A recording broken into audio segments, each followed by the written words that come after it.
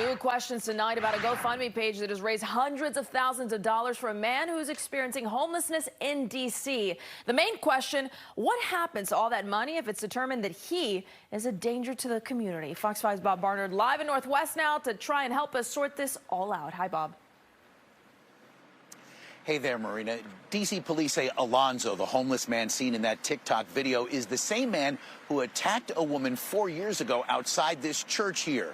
This is Foundry United Methodist Church on 16th Street here in Logan Circle. Want to show you first, though, the TikTok video again. This was shared virally last week. The college student there, the young lady who's from California taking classes here in D.C., Sinai Graydon, was approached by this man who asked for a cup of tea.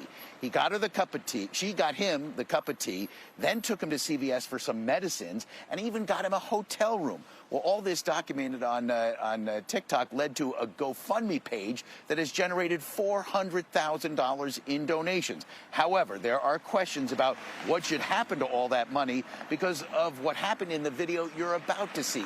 The second video is rather disturbing.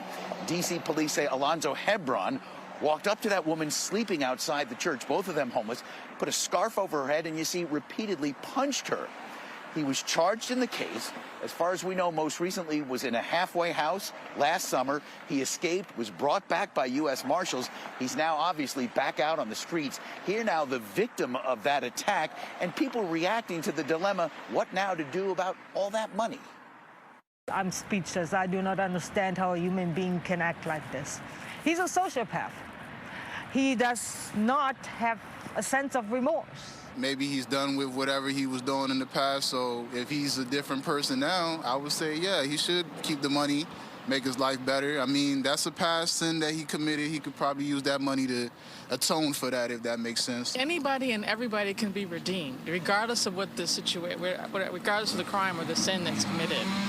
And if he's repentant and he's redeemed, then, and if someone is offered to help him, then it could be a blessing.